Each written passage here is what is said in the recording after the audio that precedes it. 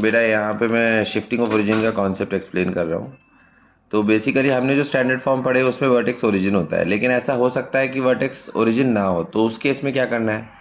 तो बेटा उस केस में हम शिफ्टिंग ऑफ ओरिजिन यूज़ करते हैं। मतलब जैसे यहाँ वर्टेक्स एच किया, अब हमें पता है हॉरिजॉन्टल पैराबोला है तो वाई पे स्क्वायर आएगा और एक्स लीनियर, लेकिन वाई की जगह हम वाई माइनस के का स्क्वायर कर देंगे 4a, और एक्स की जगह हम एक्स माइनस एच करेंगे। मतलब वर्टेक्स के कोऑर्डिनेट्स को माइनस करना होता है। सिमिलरली ये वर्टिकल वाला केस है, तो सेम चीज़ यहाँ पे करो। अब इस बार एक्स पे स्क्वायर आएगा क्योंकि वर्टिकल है, लेकिन एक्स माइनस एच का स्क्वायर करेंगे इक्वल टू 4a ब्रैकेट में वाई माइनस के।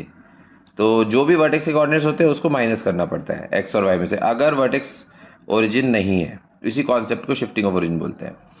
अब समझो ये क्वेश्चन है, find the focus of parabola equal to this. इसमें पैराबोला में 4 टर्म है, तो इससे हमें समझ में आ गया कि वर्टेक्स ओरिजिन नहीं है, क्योंकि 2 टर्म्स होते हैं तो वर्टेक्स ओरिजिन होता है।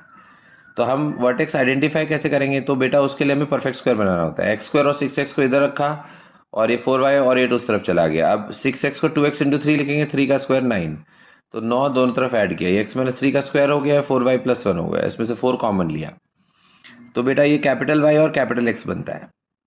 मतलब कैपिटल एक्स एक्स माइनस 3 हुआ, कैपिटल एक्स हुआ एक्स माइनस 3, और कैपिटल वाई हुआ वाई प्लस 1/4। अब वर्टेक्स निकालने के लिए हम कैपिटल एक्स और कैपिटल वाई इन दोनों को जीरो से इक्वेट करते हैं। तो यानी एक्स कोऑर्डिनेट 3 आया, वाई कोऑर्डिनेट माइनस 1/4 आया। अच्छा, एक्स में स्क्वायर था तो ये वर्टिकल होगा, और पॉजिटिव है मतलब वर्टिकली अपवर्ड।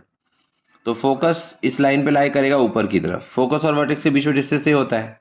ए कैसे निकालेंगे? तो कैपिटल वाई के साथ 4 लिखा है, तो 4 ए के इक्वल हुआ, मतलब बेटा ए 1 हुआ। तो ए का वैल्यू 1 है, तो यहाँ से यहाँ ऊपर हम 1 यूनिट जा रहे हैं।